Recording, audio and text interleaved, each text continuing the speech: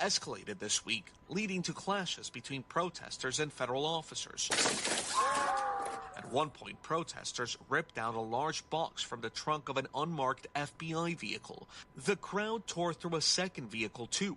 Amid the chaotic scenes, President Trump reiterated he's willing to invoke the Insurrection Act.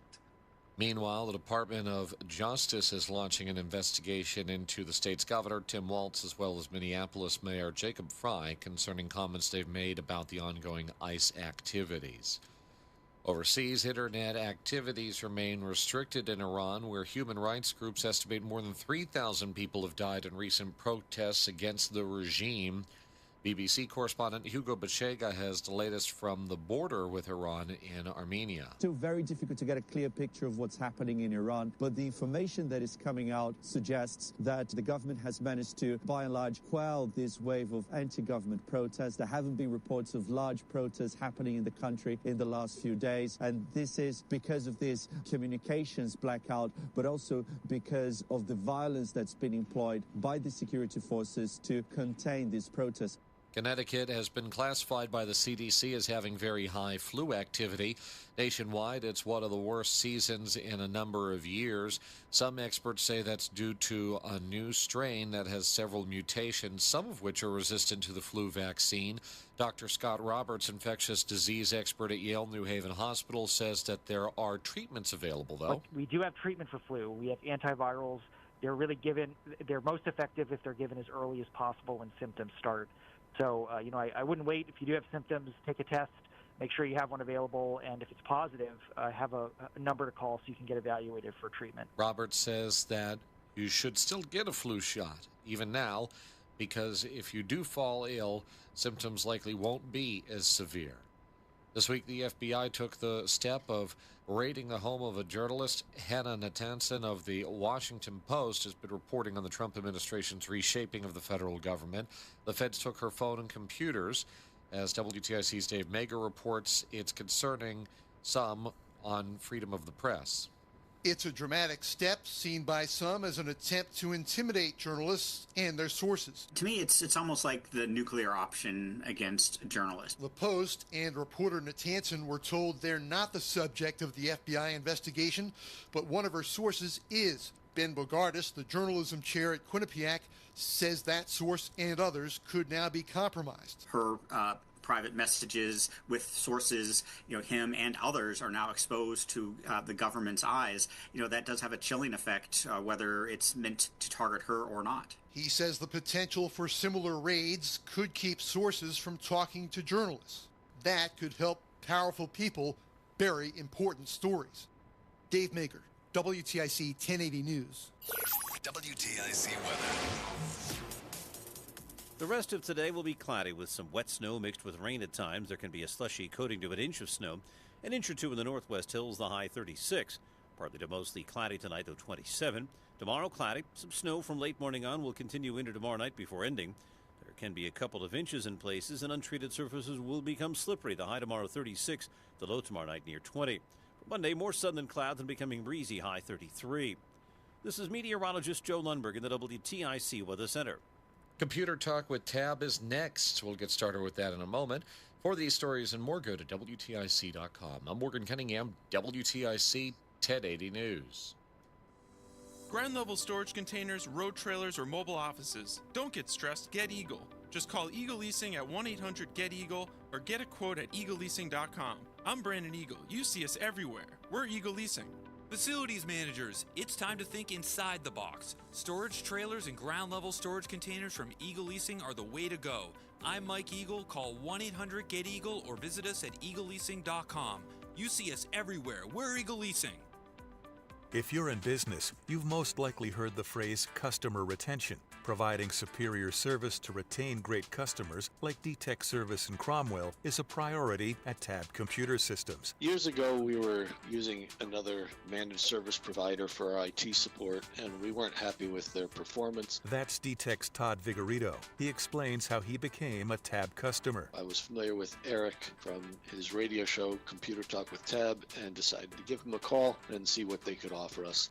We've been together ever since then. What does Tab offer that keeps Todd and D-Tech a satisfied customer? Tab offers everything that we need and always comes through, whether it's new hardware or updates to software. They're always there to take care of it. Dedication to customer service. Just another reason to call Tab Computer Systems today. 1-888-TAB-4-HELP. 1-888-TAB-4-HELP. Or visit tabinc.com. Technology's advancing business. Tab Computer Systems. This is WTIC's Computer Talk with Tab, hosted by Eric Semmel and Dennis Halnon of Tab Computer Systems. Interact with Eric and Dennis by phone at 860-522-9842 or email them in the studio at gethelp@tabinc.com. Get help anytime at computertalkwithtab.com. Now, here are Eric and Dennis on WTIC News Talk 1080. And good morning. This is Computer Talk with Tab. I'm Eric, and Dennis is off. He's enjoying some well-deserved time off, PTO as it were. So I'll be holding down the fort today, solo, so go easy on me. And I'll do my best to help you out with the computer comments, questions, and concerns. We do have already 4 lines all jammed up, but we do appreciate that.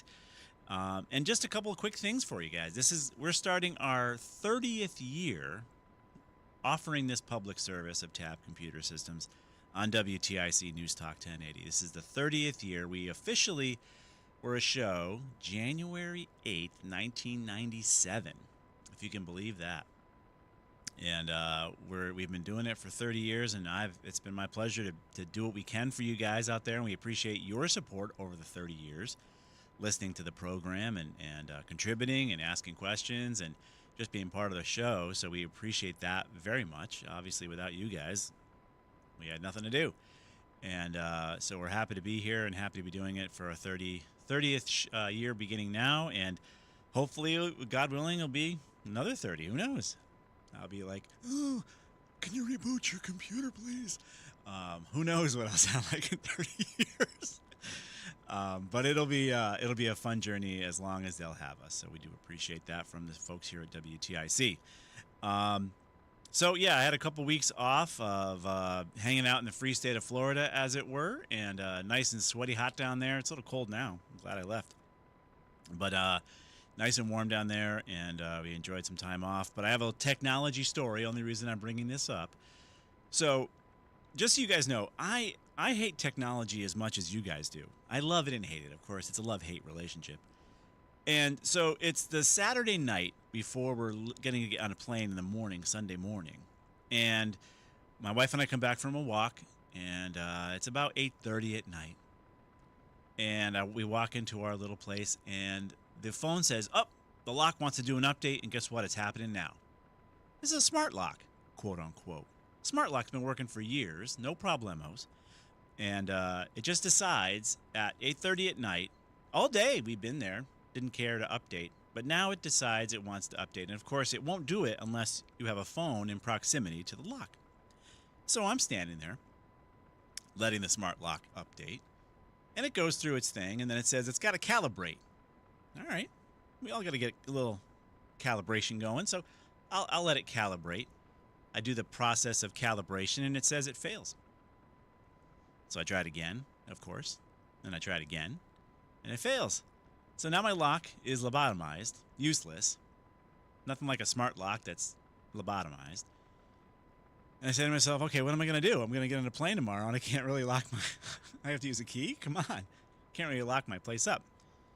And I got on support, and believe it or not, I had to factory default the lock, re-download the update I didn't even ask for. Of course, they said my lock would have failed eventually because I didn't have the update. Well, I know that's a lie. The update did work, but I had to literally blow all the configurations out of that lock, all the users out of that lock. Thankfully, I had them written down. And my point of the story is the more technological we get, the more chance we're going to have of these types of things occurring. And we had the story about the airplane, right, where it was dropping like 20,000 feet randomly because of a solar flare. And then JetBlue had to cancel 6,000 flights to update the airplane, right? They actually had to roll that firmware back to the version that doesn't get impacted by solar flares.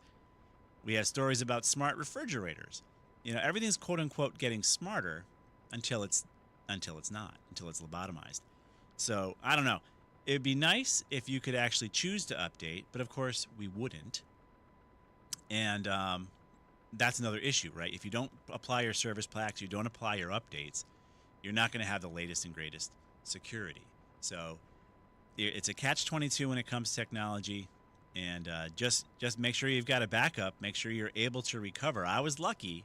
I was really cranky that Saturday evening as I'm reconfiguring a lock that was working perfectly before we went for our walk. That's what's happening these days when it comes to technology. And of course, they were very supportive. They at least were there when they answered the phone when I called. They walked me through the scenario, which was the worst case scenario. I had to actually default the whole thing, and it was a pain. I'm holding a little paper clip in a little hole. I'm on my hands and knees and holding a little paper clip inside a hole, pulling out the battery, counting to 5, holding the paper clip for 15 seconds. Not less than 15 seconds, Eric. It has to be 15 seconds. Putting the battery back in, hoping it wakes up, then applying the firmware, hoping it doesn't fail. Then I had to reconfigure it for all the users.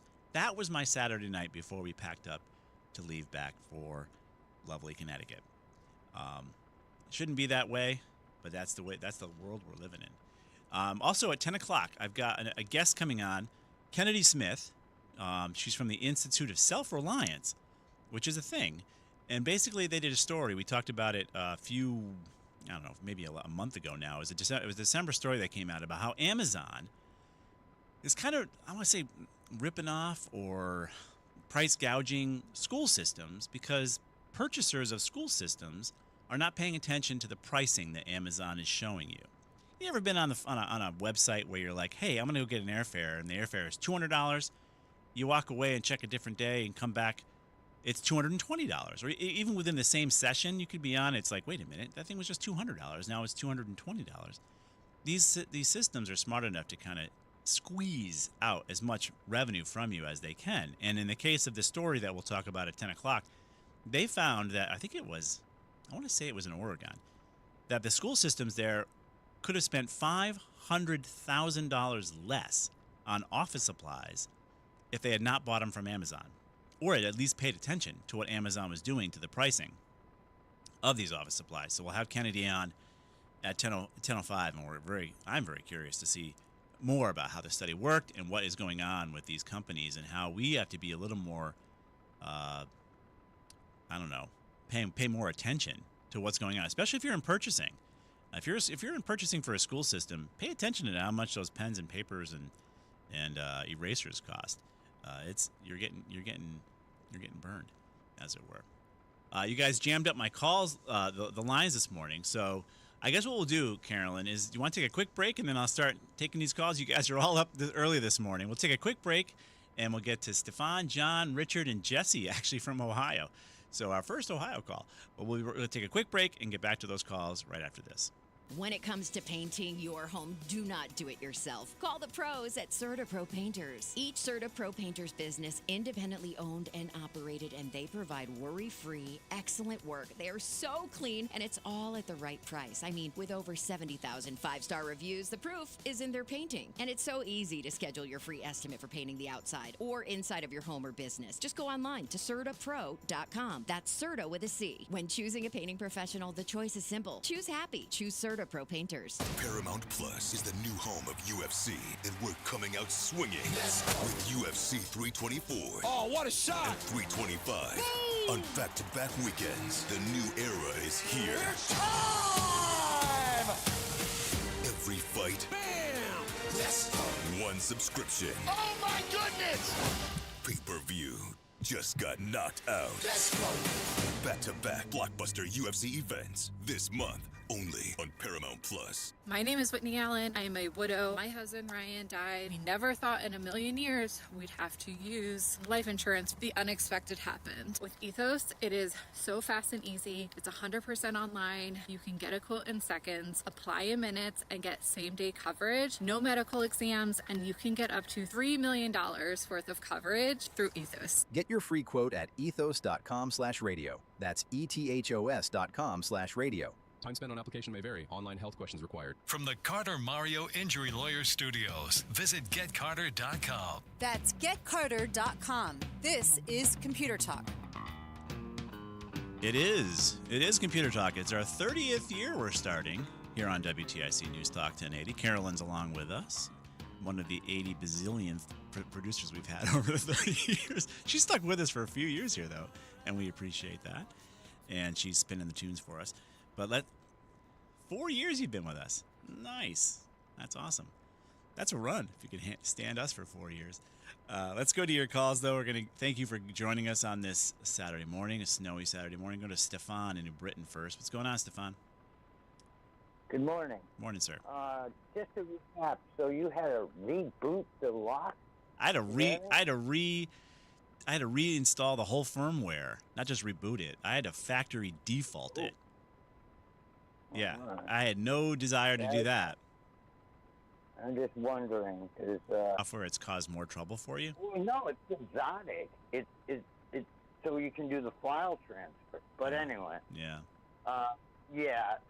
Technology I view as beneficial and detrimental at the same time. Beneficial to my lifestyle, detrimental to my patients. There you go. Yeah. Okay, so anyway, you know how you guys have that once a year we're going to take all your old computers and stuff and yeah, we're going to do it twice a year now. Properly. Yep. This particular laptop did not make that. It is a Dell Latitude E6410 with an Intel Core i5 V12 and Windows 7. And the battery is completely dead. Yeah, pretty old. I was wondering, is there a cost-effective way to get a charger? Well, if the battery's dead, you first have to see if you can replace the battery to get a current battery in there, because it may not necessarily be the charger. It could be the battery having the issue. Is it replaceable? I don't have a charger for it. It was just, no, I don't even have a charger. So it's I can't even see if the battery is good or bad. I was just the charger cable with the whatever transformer it comes with. I was just wondering if there was a cost-effective website that you know of, or should I call Dell, or should I go on the Dell site? Well, you got eBay sites. You've got the Dell. There's a Dell laptop charger factory. It's got them for $26. I've never used them before. We try to stay away in our business from the older type of equipment. They usually are more trouble than they're worth. But there's this reason I want it. Well, say it again. Because there's a reason that I want to use this computer with the Windows 7 as old as it is. I'm not using it for modernity. I'm using it more for antiquity as far as technology is, because I want to run some old music software that I have. Yep. That I can no longer run. Well, I can't run it on Windows 11. Yep. No, you can't. Yeah, so I'm being a retro grouch. All right. And just, I wanted to see if I could load the software onto this thing and run it with my old system. It does seem like you can get one, Stefan. I mean, I'm on Amazon right now, and it looks like you can get a Dell Latitude 6410 laptop AC adapter charger, 90 watts, $23. Oh, thank you. Thank you. Oh, okay, 90 watts. That's what it says it is. I would have to look up to confirm it, but they actually reference that actual model as a charger that's available. Oh, yeah. Speaking of Amazon and Oregon, yeah, you said? Yeah. Well, see, the people in the school system in Oregon, they get taxpayer funding. So they don't care what they pay. Yeah, that's part of the problem, right? Taking care of taxpayer dollars, you would like to think that they're going to take care of taxpayer dollars, but they're not. Clearly, in this case, $500,000 was spent more than they should have, and that's probably everywhere in every state. Oh, yeah. Yep. And I think the American people need to tell the government, hey, you need to be innovative. You need to do more with less.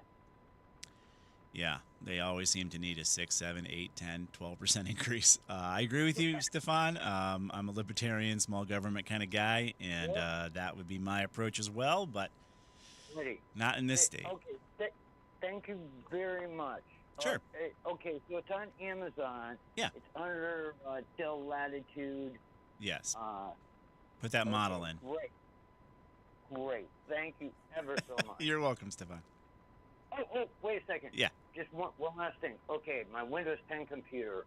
Dennis responded to what was on Facebook. Yep. So just go with their continuing policy thing. Yeah, you can go with that continuing policy as an option. That's just the ESU. I think it's is it $30? It's something less for consumers than it is for business, and that'll give you the updates and it'll keep it valid. And can I still buy Windows Office at Best Buy for like $200?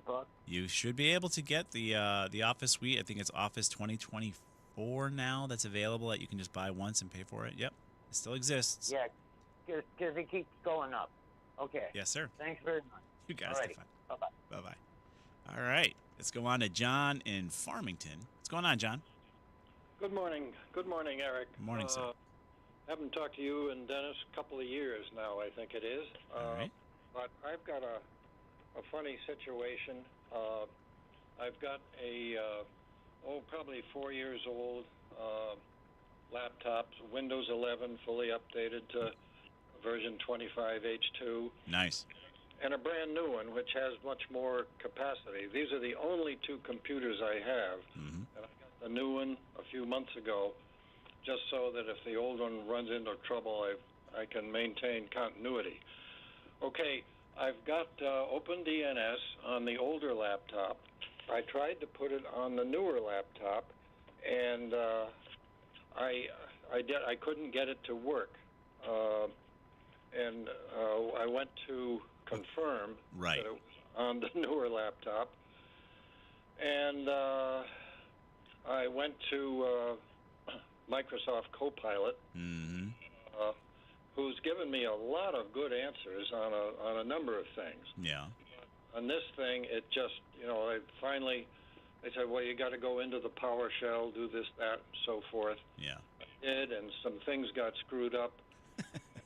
It took me a while to get it unscrewed up, and so I'd have enough of that, and I thought I would just give you guys a call and see if you had any ideas. Most likely, you have an IPv6 configuration that's leaking. Because did you configure IPv6 with the OpenDNS IPs or just the IPv4? I tried to get the IPv4, and it wouldn't let me do it. It wouldn't let you do IPv4? Only Right. IPv6? Right. It wouldn't give me that option when I went to do it. Okay. Are you familiar at all with your router? Not terribly. It's an Infinity. It's an Infinity router, and everything seems to work okay. But I really want to configure it if I can through the individual devices, because I don't use them. I use them in different places at different times. They're both laptops. Fair enough, right? So you could take your security with you. Exactly. Yep. Well, typically, if you would, I think Windows 11 does have the IPv4 running, so you got to configure the IPv4 IPs with the DNS settings. I can't imagine it's not just IPv6 that's running on your laptop. You have to do both, and that's why you're getting the failure, because IPv4 is going. Because if you do any kind of IP config on your system, like if you go to the DOS prompt and you type in IP config, most likely you're going to be an IPv4 configuration, and that's what needs to be set up. So what you should probably do is do some quick searches on how to configure IPv4 DNS settings, and if you have to ask Copilot, you can. And that should be right there where you would put the 208.67.222.222 and the 208.67.220.220 IP addresses. Yep. Okay. Exactly. That's probably why you're failing, is because of that reason. And I like your idea of taking your security with you. That does make sense. However, if you have anybody else coming into your home, if you could configure the DNS settings for both IPv6 and IPv4 on your firewall, as far as when it hands out the IP addresses, anybody coming in your home will be more secure as well. Yep. Okay. That makes sense. Yep. But it's got to be that. You're just leaking, John. I'm trying to think if the Internet Bad Guys gives you any more advice as to whether it's IPv6 or IPv4. I think it does. You'd have to do a little. I haven't configured that, or I haven't had the error lately to see what would come back as to tell whether or not it's IPv4 or IPv6 giving you this issue. But yeah, I would make sure you configure both, and I know that Windows 11 runs on both. Yes. Yep. Okay. Fine. That makes sense to me. All right, sir. Thanks very much. Best of everything to you. Thank you, John, and good luck. And let us know if you have any trouble. Okay. Thanks. Yep. Bye now. Bye-bye. So we're going to be here starting our 30th year till 11 o'clock. Coming up at 10:05, I do expect Kennedy Smith to join us, the Institute for Self-Reliance. And basically that's a group of folks who are talking about how small businesses really just gets hammered by these big box stores. Tab has been in business since 1983.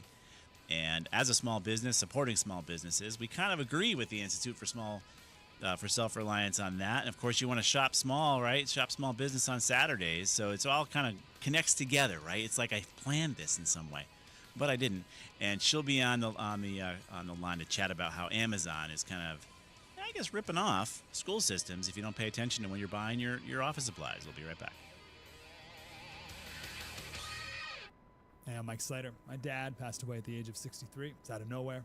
Had a stroke. Super hard, obviously, for the whole family, but my dad had life insurance. This is why I have life insurance for my family, for my wife, and 4 kids. And the best place to get life insurance is ethos.com, because you can do it in 10 minutes. And there's no medical exam and no blood test, just a few health questions. Get life insurance in 10 minutes so your family is protected. Ethos, E-T-H-O-S, ethos.com/Mike.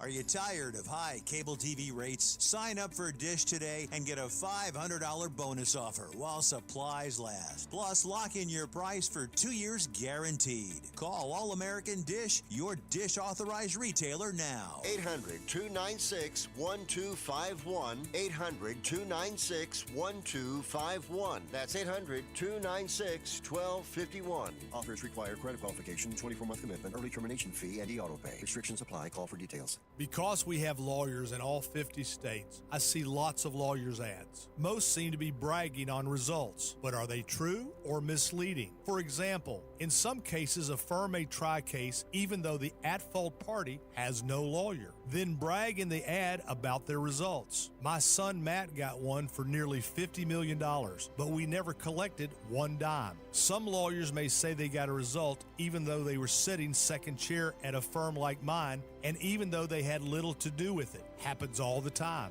All that glitters is not gold. At Morgan & Morgan, our results are real. Visit forthepeople.com and go to settlements and verdicts to see for yourself what your case may be worth before you hire a law firm. Do your homework. Fact check. It's easy and too important not to. Morgan & Morgan, forthepeople.com. Injured? Dial pound law. Nicholas Russo, 157 Church Street, New Haven, 06510. And now, a WTIC news update. Good morning. It is 9:30. Hartford temperature, we are at 31 degrees. I'm Morgan Cunningham, WTIC 1080 News. We do have snow that continues to move through some parts of Connecticut. At this point in time, we see that a bit of that snow is mostly from central Connecticut over to the western side of the state by the border of New York, moving eastward. So we've definitely had our intermittent share of snow this morning. It has caused slippery roads, particularly on back roads that are untreated. Highways seem to be okay, but we do have some traffic incidents to report. One of them is in the heart of Hartford. We just received word of a crash on I-84 eastbound, just outside of the tunnel and before the Bulkley Bridge over the Connecticut River. It appears that several vehicles have wiped out in that area, including taking out a utility pole. That was reported to state police. We've asked them for more information on that particular crash. Also in Morris, we've got a problem. It is on Route 109. It's closed at Route 209 because of a one-vehicle crash down with involving a utility pole and down wires as well. The Trump administration opens an investigation into top leaders in Minnesota as protests against ICE actions continue. Hartford police say 26-year-old Teixeira Doroval is dead after a shooting around 6 last evening on Francis Avenue. There's no word on any arrests. 2 New Haven police officers are on leave while 2 separate investigations are being conducted into on-duty conduct. We're learning Officer Evan Kelly is accused of using excessive force in an arrest last October, and Sergeant Javier Montalvo is accused of engaging in inappropriate conduct and contact. WTIC weather. The rest of today will be cloudy with some wet snow mixed with rain at times. There can be a slushy coating to an inch of snow. An inch or two in the northwest hills, the high 36. Partly to mostly cloudy tonight, though 27. Tomorrow, cloudy. Some snow from late morning on will continue into tomorrow night before ending. There can be a couple of inches in places, and untreated surfaces will become slippery. The high tomorrow 36, the low tomorrow night near 20. For Monday, more sun than clouds and becoming breezy, high 33. This is meteorologist Joe Lundberg in the WTIC Weather Center. We'll continue next with Computer Talk with Tab. I'm Morgan Cunningham, WTIC 1080 News. When it comes to affordable term life insurance, everyone's whistling the Big Lou tune. If you're over 50, maybe a bit porky, or have type 2 diabetes, $1 million of term insurance may only cost about $200 a month. Even if you're not in perfect health, call Big Lou, because he specializes in finding big chunks of affordable term life insurance for just about everyone. Don't let diabetes or other health glitches keep you from owning $500,000 to $1 million or more of term life insurance. For affordable term life insurance, call Big Lou. Don't hesitate. Call 800-700-6898, 800-700-6898, or visit biglou.com. Call Big Lou, don't hesitate, 800-700-6898. Call Big Lou, don't hesitate, 800-700-6898. Visit biglou.com. At LendSeek, we know running a business takes heart, hustle, and sometimes a little help. That's why we stand with you with our exclusive AI lending platform, connecting you to over 100 funders. If you've been in business for at least 2 years with a minimum annual revenue of $500,000, you can get up to $1 million in funding in as fast as 24 hours. No collateral, no prepayment penalties, no red tape. Apply today with no cost or obligation at lendseek.com. That's LENDSEEK.com. You still thinking job change in the new year? Yeah, I need something that's in high demand and more stable in this economy. IT? Yeah, cybersecurity, maybe even AI. That's what I did. Really? How? Went to My Computer Career. You don't need any prior experience, and you could start your new career in a matter of months. A lot of IT pros go to school there, too, to level up. Sweet. Are classes online or on campus? Both. Wow, I'll check it out. Thanks. Make this your year. Take the free career evaluation now at mycomputercareer.edu, an elite CompTIA certification partner. Financial aid is available to those who qualify, including VA benefits.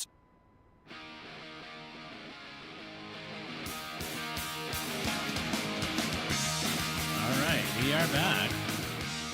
And it's just me when I say we. I'll be here till 11 o'clock, taking your computer calls, comments, questions, and concerns. Dennis is off having a well-deserved PTO day and undisclosed location. So let's go to your calls, and we're going to go to Richard in Newington. What's going on, Richard? Well, I'm on speaker. Can you hear me all right? Yes, sir. Thank you for asking. All right. My question is there a way, excuse me, to unlock my emails without going through the carrier? Unlock your emails without going through the carrier. So you're saying you're locked out of your mailboxes? Yeah, what happened was, I'll give you a quick scenario here. I went in my emails, and I noticed a couple were missing. And I said, what's this? So, and then I scrolled down a little bit, and I had a big chunk of 2 or 3 months that were gone. Mm-hmm. And there wasn't much in there, you know, because I don't put a lot on there. Yeah. You know, maybe 2 or 3 emails in each month, you know. Yep. So anyway, so I says, well, you know, it's maybe a glitch or something. Mm. So then I said, well, I got out of there. I went back in a couple hours later, and they say to me, we don't recognize, you know, what did they say? They say something's incorrect. Mm-hmm. They don't recognize my ID or my password. Uh-oh. So I said, okay, let me see if I can get the password. So I got out of it, and I went back in. Yeah. I made sure everything was correct. I get the same message. I can't change the password. I'm locked out. Right. So I called AT&T. I got AT&T. Yeah. And they tell me, well, there's nothing we could do. You got to fill out this form. Mm-hmm. And I says, okay. So we fill out the form. Yeah. And on the form it says an alternate email. Right. A recovery email address. Said, I don't have an alternate email. I know. Well, we got to use the other email. So I'm trying to explain to the representative that how can you send me an email when I can't open it up? How am I supposed to read it? Yeah. So anyway, I went on Gmail. Yep. I got a new, a new email, and I put it in the form. Right. So then they tell me, okay, the form is good now. Mm-hmm. Got to wait 72 hours Yep. to get a thing on back from AT&T saying, well, we're working on it. Mm-hmm. And then after that, it might take 5 to 7 days. Yep. So I'm saying to myself, well, let me call Eric. Maybe he can help me. I mean, this is ridiculous. It is. So this is the thing. Go ahead, Yes. Richard. Oh, I was going to say, this is the thing about free email systems, right? Both of these emails that you're using are free, right? Yeah, absolutely, yes. So do you think they care that much about your email working? No. That's why I got to wait 7 days to get it fixed. Maybe. Maybe. Don't ask me. Right. So you're at. What is your email at? It's at AT&T. Is it? What is the at? It's at AT&T.net. Okay.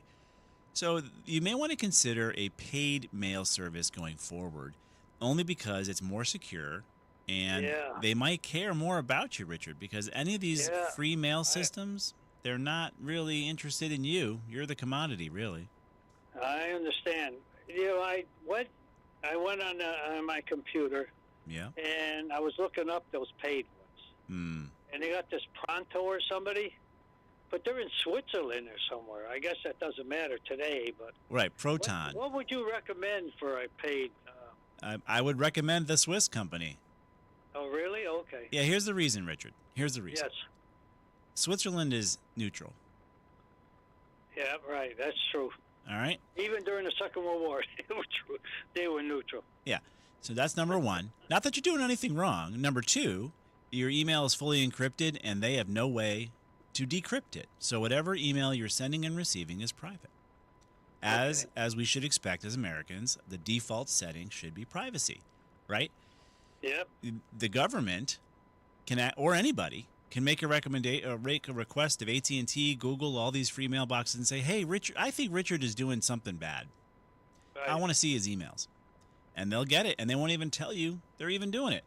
Not that you're doing anything wrong, Richard, but the point is, it's none of their business, right? It's privacy. Yeah, absolutely. Yeah, I agree with you 100%. So Proton will give you the ability to have a fully encrypted point-to-point connection from a company who's located in Switzerland, which is a neutral company, which means even the federal government, even anybody you name out there, is not going to be able to have any kind of change occur because the keys are not in their hands. So if you want a purely private email system, that's the one we recommend. Until we don't. Until there's something that tells us that whatever they said they were doing isn't what they're doing. But for now, we know that that's the case, and that would be the email system I'd recommend. Now you've got Google, you got a Gmail account. I agree having a Gmail account for like just junk email addresses, anything you want to use that you don't care about, put the Gmail account in there. Right. But the Proton one is going to be more of a formal professional email. Now you should also be concerned with why your email address, your email box password changed. What was your password on the old one? I don't know if it changed. I just... You locked yourself out. Yeah, I can't put it in, so Okay. I don't know if it's the IP address. No, a lot of time or it's password. Yeah, a lot of time it's the you have a caps lock on or something wrong. Write down your username and password I somewhere. checked all that. All That's right. not I believe you. Write down your username and password on an index card, and make sure you can read it. And basically, that would be the approach I would take, is to consider Proton as a more formal way to get a more real email box. And you won't have to deal with these companies who really don't care about you. All right, I looked quickly on the computer about Proton. Yeah. There are no phone number, nothing. They got to do everything online. So that's not unusual, Richard, unfortunately. A lot of it's online. You have to talk to anybody. It really isn't that complicated. I think they do have a chat support if you really have an issue, but it's just in setting up an email box. So it is very much self-sufficient. It really shouldn't require a whole lot of interaction with anybody. Okay. I can read English pretty good, so I'm sure I can follow the prompts. I think you can, and they do, believe it or not, have a free mail service. However, I'd recommend you actually pay for it, so you actually get maybe the VPN and other technologies that they offer as part of that package, so you can even further secure your system when you're online. So getting back to AT&T, I'm stuck. You're stuck dealing with them. There's no magic I can give you. It's their post office. It's their mail system that you're dealing with. I have no power over it. I'd be just as much a victim of it as you would be. That's too bad. Hey, I told you my lock story. I'm just as much a victim of technology as anybody else. Yeah, as a point of interest, I listen to you guys every Saturday. Awesome. And I would say 80% of the time, I have no idea what you guys are talking about. You tell these guys on the computer, do this, do that. I'm not, I'm elderly, so I didn't grow up with this stuff. Well, believe it or not, you did. I did? Yeah. It hasn't been a thing until early 90s, right? Before that, so you've been around since 95, I suspect, Richard. I've been around much longer than that. So you did grow up with it, but I hear you, and we appreciate you listening. Yes, okay, so that's what I'll do. I'm stuck with AT&T, and I'll look into Proton. Look into it. Well, thank you very much, and you guys are doing a great job. Well, thank you. We appreciate it. All right. All right. Bye-bye. And we don't get anything for the recommendation, nor do we want anything. Consider also with Proton, if you've got kids or grandkids or what have you, if you buy an account, the right type of account, you can offer mailboxes to your family, right? So you could be Richard at, let's say Richard's last name is Smith. I have no idea, but you could be at Richard at thesmiths.com, right? You'd have to register your domain name. The Smiths, obviously, that's probably taken, but you know what I'm saying. Instead of being at AT&T and advertising for those folks, you'd be you. Right? When I'm at my address at home, I'm at my address. I'm not advertising for AT&T, Google, or any of these people. And the same thing with Proton. So they'll allow you to go ahead and configure your own domain name, right? And then you'll be able to be Richard at whatever, and you get multiple. In some of the accounts, you can get multiple boxes so that you can actually offer mailboxes to your family, and they'll have a secure way to communicate rather than having to be victims of these free mail systems. And these days, you want your email to be as secure as it possibly can be. Make sure you turn on two-factor authentication no matter what mail system you're using. Lots of hackers out there are tricking lots of people. It's crazy. If you find yourself putting cash into a box and shipping it to somebody because they said you got more money in your bank account for a refund, you're being ripped off. And this is happening way too often. We're going to step out for a quick break, get back to your calls. Lou in Simsbury, Jesse in Ohio. Hang on, this is Computer Talk. We'll be right back. We know the usual complaints about braces. They're tacky, they look bad, they make eating difficult, and of course some people still need braces. But in many cases, Invisalign could be the right alternative for you. These clean aligners are removable, more comfortable than braces, and facilitate brushing and flossing, preventing plaque buildup and deterring cavities and gum disease. At Columbia Dental, our orthodontists are delighted to provide you with this discreet, easy-to-use alternative. Call us at 860-645-0111. My home is my happy place, but between pets and kids, my happy place has scuffs and dings. CertaPro painters came in and saved the day. They can level up your curb appeal on the outside of your home and get those hard-to-reach places on the inside, too. My team also made sure my cats didn't get out, and they left my place spotless. Each CertaPro painter's business, independently owned and operated. Protect your home investment with quality painting from CertaPro painters. Schedule your free estimate online at CertaPro.com. That's Certa with a C. When choosing a painting professional, the choice is simple. Choose happy. Choose CertaPro painters. Cats are masters at using up their 9 lives, like chasing laser pointers into walls or jumping onto high shelves. But the one thing cats never do text while driving. So be like a cat and protect your one and only life. Don't text and drive. Don't drive distracted. A message brought to you by the National Highway Traffic Safety Administration, Project Yellow Light, and the Ad Council.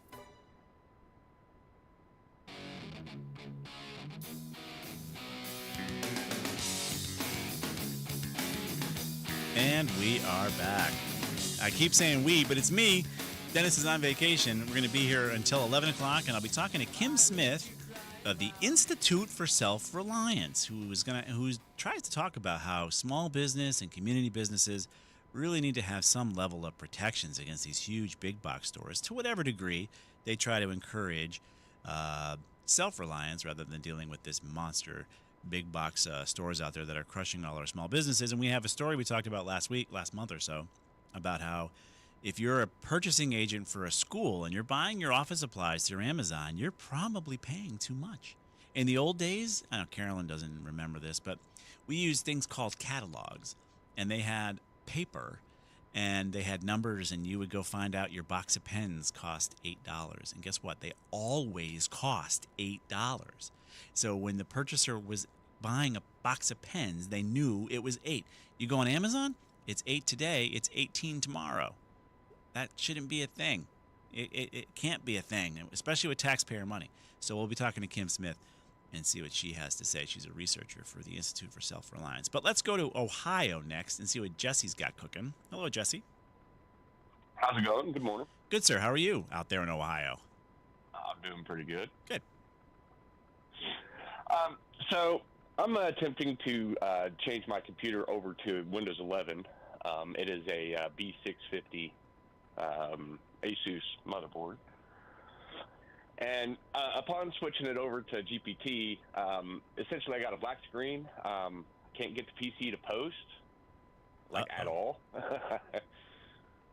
So it's a black screen on the boot. So something's wrong with your BIOS, whatever you did there. Did you screw up where it was booting from? Did you lose the boot object? Well, I can tell you, I went to the BIOS and I switched it over to the secure boot settings in the UEFI, and as soon as I did that, it went to black screen. I don't know if it's compatible with the secure boot or if it's going to be stuck in the master boot record. Right. I guess my question would be if I went ahead and replaced the hard drive or solid state drive with a new one and went with a Windows 11 boot drive, would it automatically format the drive into GPT mode instead of the NBR mode? No. Not necessarily. I mean, it can come with the OS on there, and if it's in that mode, you are good to go. BIOS wouldn't do anything. It would just leave it as it is because it would have been properly configured in the first place. How old is this computer, Jesse? It's not very old. It has a Ryzen 5 7000X or whatever. Yeah. This is an issue, right? So depending on how that boot record was created, you do have to wipe and reload if it's not in the correct format, and that's what you're finding, I think. And of course, you don't want to blow away your whole operating system and all your software, right? Well, I'm not married to it. I could totally wipe it out and start over. I'm not that crushed about that part. And it's a spinny drive, not a solid state, anyways, right? No, it's an M.2. It's a NVMe nice. M.2 drive. Yeah, so it's solid state. So it's already solid state. So, I mean, if it's that young and you don't care about it, you could just start over and just make sure you've got your data backed up. I'd tell you to put it back the way it was so you can get it to boot. Hopefully that works. Or did you do some damage to it? Well, I can't get it back. Like I said, the computer won't post. I do have another computer. I could possibly go ahead and reformat the M.2. Yeah, but you're going to lose everything. Do you care? No, I don't care. Oh, then do There's that. nothing important on it. There's no family photos or nothing like that. Then just do that. Take it and and it would format move it back to the NBR mode? You would format it in that mode. So, you'd want to get the instructions as how to do that to make sure you're following those proper processes. But I would tell you to do that Because if you don't care about the data and it's not in the right format, you need to change it anyways. But the thing that bothers me is that it should boot when you put it back. It should, if you put it back to the way it was in the BIOS, it should be like, oh, okay, I'm back the way I was. The fact that it's black screening worries me that you did something more. Yeah, maybe the motherboard is bricked. Well, I'm not sure about bricked, but if you can go set it to whatever the default is, you should be able to go set the defaults of that BIOS and see if it boots under the defaults, because you're not going to get any worse than you are now. And if you set the defaults, see if it gets back to at least posting for you as it was. That way you wouldn't have to take the drive out, pop it into another computer, because you also have to have a second M.2 slot in that other computer you want to use to format it. Which I do. All right, and you have to pay attention to make sure you're formatting the right one. Right. Well, the other is a B450, so it doesn't have the secure boot compatibility. So I mean, I wouldn't be able to put it in GPT anyway. No. So go ahead then.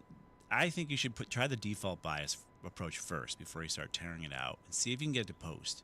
Because you sound pretty computer literate. So if you yeah, well, you're getting there. Getting that. If you can get into the BIOS though, right, Jesse? No. You can't even get into it. No, I push the power button and I just black screen the whole time. Well, sometimes I won't go in any safe mode or anything like that. Nothing even splashes. No. Okay, that is worse than I would have guessed. Because just changing the mode should give you an error. So have you tried? Do you know what key you're supposed to hit to even get it to go into the BIOS? Is it the escape? Yeah, F8. Yeah. All right, and you're pounding the F8 as it comes up. Yeah. Spamming it. All right. try to disconnect the power.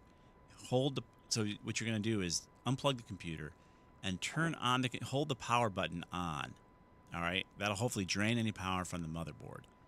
I actually took a step further than that. I went ahead and unplugged it, obviously, and then I also pulled the little battery, and I kept it out for 15 minutes, which is supposed to completely drain everything and reset everything.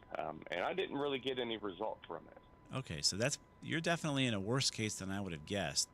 You should see a splash. It should give you some basic warnings as far as just being able to splash the BIOS and move it up. So I can't imagine what happened in this case. It does sound worse than it should. I don't know I don't even know if formatting is going to make a difference, because basically the hard drive is after the BIOS. Right. I'm kind of at the point where I'm ready to just go ahead and buy a new system. I'm just trying to do every step that I can before spending the extra money to, I agree. Are you married? No. Okay, so I was going to say no committee to get through, so you can go through your own committee. Right. Yeah, you may want to have a local shop look at it though, because it's so young. But it sounds worse than it should be for what you changed. It should give you a splash, either way. It shouldn't be black screening like that. I mean, I'm going to ask the dumb questions. Your monitor's plugged in, Oh yeah, absolutely. Okay, so yeah, something worse has happened than just doing what you're doing on the hard drive itself. I don't think you'll see any difference. Pull the hard drive out. Just pull it out and see if it can post. You just want to get the darn thing to post so you can go get it back to default. If you can't get it to post, then something's wrong. You might have lobotomized the BIOS somehow. Okay. I don't know how. Yeah, I'm not exactly sure either. It's essentially just a gaming computer. It's not anything that's Yeah. I don't have any other guesses or thoughts here for you as far as how to wake that BIOS up, but would I be able to flash a new BIOS on there and alleviate all this? How would you do it if it can't? You need to get in the BIOS to flash the BIOS. That's true. Yeah, it won't even come up yet. Yeah, so you're not even getting to the basic splash screen. So like I would disconnect it. I would take the RAM out, reseat it. I would remove the hard drive, and try to power it up without that in there. Something went horribly wrong. And it just doesn't make sense that it would be completely blank like that, but you might have done a little more than you thought you did. I mean, that's possible. Oh yeah, it's possible. I'm not going to say it's not. Oh yeah, we've all been in there. So and this is all amateur troubleshooting kind of stuff, so it's not. I haven't had any kind of professionals look at it or anything. This is about as far as I've got. Yeah. You, Mr. Eric. Yeah, well, I appreciate that. I mean, you could always try, like I said, a Best Buy might have something, or a Staples help desk, just to ask them for some basic, quick troubleshooting tries to physically look at it. But you should be able to just get a post with an error. A blank screen like that is not a good sign. No, and it's kind of discouraging. Yeah. Well, yeah. Welcome to our world, Jesse. It is. Yeah. It is. There's not a lot of happiness in IT. No, a lot of head banging onto the keyboard. Exactly. Sure. Exactly. So. Okay. Well, I appreciate it very much. My pleasure, and thanks for checking in. Good luck. Thank you. Yep. All right. Bye-bye. Bye. I wish I had an answer for him, but that's not good. Blank screen from the start, and he's tried everything. That's the beauty of the interwebs. You can actually ask the internet, but to not have it post like that is not good. All right, so we're coming up on the top of the hour here. Everything we've talked about so far has been posted by Mike G over at our Facebook page and hopefully over at our X page. I am not posting them right now over at computertalkwithtab.com because I don't have that many arms to do everything. Dennis usually does that while we do the show. So we'll get it posted later on in the week so you don't have to go and remember everything we talked about. And coming up, we're looking forward to speaking with Kennedy Smith. She'll be talking about what's going on with Amazon, and she's a senior researcher from the Institute for Self-Reliance, which I didn't hear of until I went and did this. I found this story about what Amazon was doing to public school people who were purchasing office supplies and finding a box of pens was $8 one week and $18 the next. And to the tune, from what I read from one of these stories, the school system, I think in Oregon, spent over $500,000 more than they should have of taxpayer money versus just going locally and getting the contract to a local provider who might be willing to give you the same price, oh my goodness, every time you buy your box of pens. Amazon keeps playing these games. I mean, I don't know about you guys, but I've been on there. I have a pool, and I maintain it with the best chemical of a pool. Just so you know, it took me about 25 years to figure it out. Baking soda, and baking soda on Amazon, the same X number of pound bag. I think it's 11 pounds. Can be $15, or it can be $45. That shouldn't be a thing, but that is on Amazon, and Kennedy will tell you why. So we're looking forward to chatting with her. Stick around for the news, and then we'll be talking to Kennedy Smith. We'll be right back.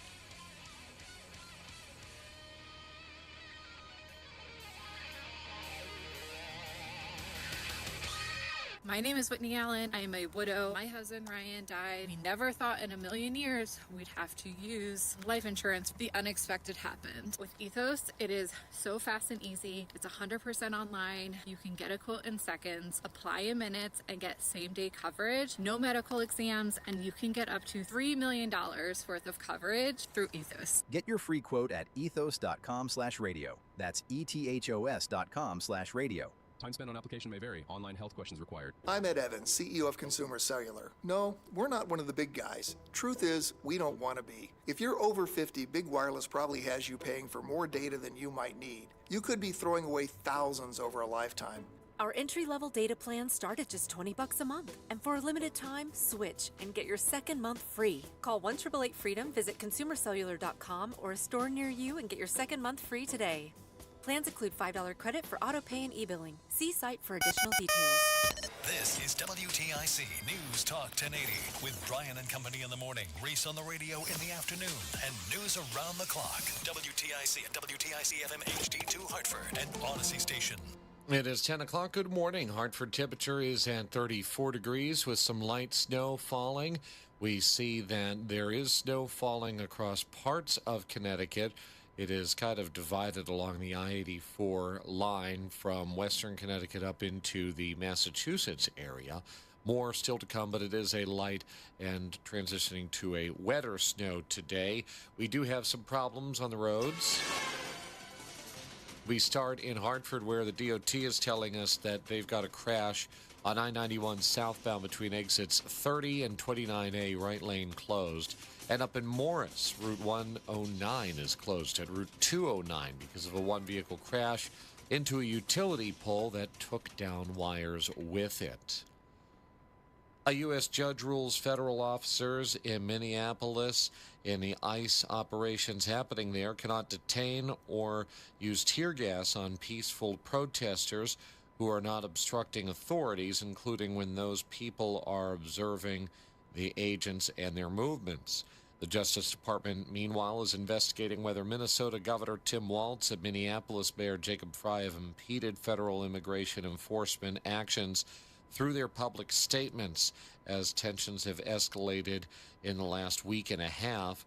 Appalled by the violence in Minnesota, Democratic Connecticut Senator Richard Blumenthal is seeking bipartisan support for his proposed bill to allow civil suits against ICE. Blumenthal is calling on Senate Republicans to support his new bill. I know it will require Republicans to grow some backbone. The new law would allow individuals to sue federal agents and their bosses.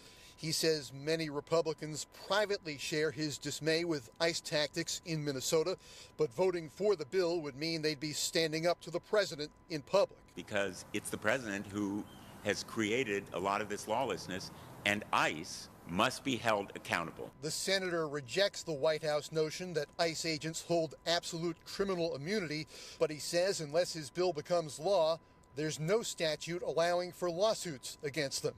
In Hartford, Dave Maker, WTIC 1080 News. The latest on flu in Connecticut, it's not great.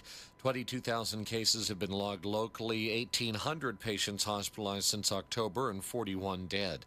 Medical experts say it is the worst flu season in recent memory, and it's not even close to being over. There are some encouraging signs, though. Cases have dropped off nationally in the last 2 weeks. Dr. Scott Roberts at Yale New Haven Hospital says that in addition to the flu vaccine, there are simple steps that can help mitigate illness. Washing hands, avoiding people who are sick, making sure you're disinfecting surfaces and you ventilate your space as much as you can, and then wearing masks in high-risk settings can certainly help. Roberts says that it is still not too late to get a flu shot, as flu activity can last into the spring. Hamden police say 3 adult women were stabbed during a dispute with a neighbor Friday afternoon. It happened about 4:15 in the 300 block of Pine Rock Avenue. One of the victims is critically injured. The other 2 have non-life-threatening injuries. No arrests have been reported. No other information is available at this time either. And an arrest has been made in a fatal shooting from earlier this month. Police say 42-year-old David Grulon turned himself in on Thursday. He'd been wanted in the January 7th death of 37-year-old Victor Quispe. Detectives say a shot fired from a Lake Avenue townhouse went through a wall and struck Quispe. He later died at an area hospital. Grulon left the scene before police arrived. He was named as a suspect several days later. Grulon faces a number of charges. They include manslaughter, criminal possession of a firearm, risk of injury, and illegal discharge of a firearm. Bond was set at $1 million. John Silva, WTIC 1080 News. WTIC weather. An upper-level disturbance streaking across the region today will produce lots of clouds and some wet snow mixed with rain at times into the afternoon hours. There can be a small, slushy coating to an inch of snow in places, especially on non-paved surfaces, but there may be an inch or two in the northwest hills. Our high reaches 36. Behind this feature, the skies will try to clear for a time, only for it to cloud up again by morning with a low of 27. The next storm system will come out of the northeast Gulf and race northeastward off the eastern seaboard. We'll be on the northwest fringe of it, but we're probably going to see some snow from it from late morning on into the first part of tomorrow night, with light accumulations, generally a coating to an inch or two, enough to make things slippery as our high reaches 36. Tomorrow night's low near 20. Behind the storm system, more southern clouds on tap from Monday. The breeze picks up, our high 33. An Arctic front comes through late in the day. That means breezy, colder weather for Tuesday. Despite some sunshine, the high only 26. It'll stay cold on Wednesday, sunshine mixing with clouds. The high approaches 30. This is meteorologist Joe Lundberg in the WTIC Weather Center. There's more Computer Talk with Tab next. Morgan Cunningham, WTIC 1080 News. Need space in a hurry? Order your storage container at eagleleasing.com or call 1-800-GET-EAGLE and we'll have it delivered on site like that. I'm Mike Eagle, and just remember, don't get stressed, get Eagle. You see us everywhere. We're Eagle Leasing. Need a space shot? Rent one of our clean, dry, ground-level storage containers from Eagle Leasing today. Call 1-800-GET-EAGLE or check us out and get a quote at eagleleasing.com. I'm Brandon Eagle, and you see us everywhere. We're Eagle Leasing. If you've been injured in an accident, don't let the insurance company decide how much you're worth. At Carter Mario Law Firm, you're more than just a client and more than just a quick settlement. When you get Carter, we'll help you get more. More experience, more attention, and more accessibility. The Carter Mario Law Firm's zero-fee warranty means you pay nothing unless we win. Visit GetCarter.com or call 877-GET-CARTER. Hi, I'm Todd Vigorito with DTEC in Cromwell, Connecticut. We are a manufacturer of industrial control panels. Todd is a Tab Computer Systems customer for a number of reasons. One of them is value for money.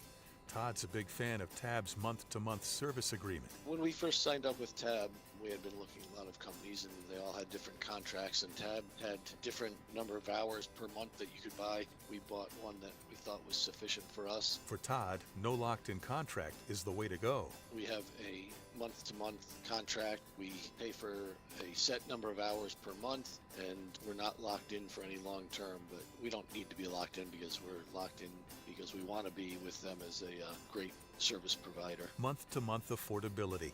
Another reason to call Tab Computer Systems today. 1-888-TAB-4-HELP. 1-888-TAB-4-HELP. Or visit tabinc.com. Technology's advancing business. Tab Computer Systems. This is WTIC's Computer Talk with Tab, hosted by Eric Semmel and Dennis Halnon of Tab Computer Systems. Interact with Eric and Dennis by phone at 860-522-9842 or email them in the studio at gethelp@tabinc.com. Get help anytime at computertalkwithtab.com. Now, here are Eric and Dennis on WTIC News Talk 1080. And good morning. This is Computer Talk with Tab. I'm Eric on this snowy Saturday morning. Dennis is enjoying some time off, and this is our first show of our 30th year on WTIC as a public service of Tab Computer Systems. And we appreciate you guys for listening to us for that long. We don't know what you're thinking, but we appreciate it anyways. We're very happy to be here, and we thank 1080 and 1080 Management for supporting us as well and offering the program to you. So we are here to help you out. And speaking of that, I am lucky enough to have on the program Kennedy Smith. And good morning, Kennedy. How are you? Good morning. How are you? Good. Kennedy is a senior researcher of the Institute of Local Self-Reliance. And you guys did a study that just kind of blew me away. Not surprising, though, about how Amazon may not be offering office supplies as cheaply as we'd hoped to our public school systems. Yeah, we did a similar study with a smaller number of communities in our database in 2016, looking at the spending habits of local governments and school districts that year. And we asked them then through public records requests to tell us how much they had spent with Amazon. We repeated that for 2023 data and released the report last month looking at it. And as you say, it really kind of blows you away to see how much of this very substantial amount of money is going to Amazon now instead of going to local and regional office supply businesses, and not just office supply businesses, businesses that supply all kinds of things to local governments and school districts, like, sports equipment and medications and communications equipment, computer equipment, everything in that category. You're right. I mean, so much is going that direction. Everyone thinks it's easy. Just go on Amazon and buy, whatever it might be. The thing that really blew me away, and I think this was part of your study, was I think it was Oregon that you talked about, where they were spending $500,000 more than they would if they just went to a regular office supply house and got their supplies, because of Amazon's pricing is variable. It's like a box of pens cost $8 today, but it costs $18 tomorrow. Yeah, we found that across the country. For the current study, we got data from 128 different places, 58 cities, 26 counties, 3 consolidated city-county governments, and 41 school districts. Wow. We also got some data from state agencies, but that's a whole other story. Yeah. And we found consistently that these places were spending more than they would if they had gone to local suppliers, that the prices were fluctuating wildly, and that, it was really having an impact on the local economy. A couple of examples. We found that overall local governments spent 4 times as much with Amazon in 2023 as they had in 2016, and that's adjusted for inflation. That's just an enormous impact in a few years.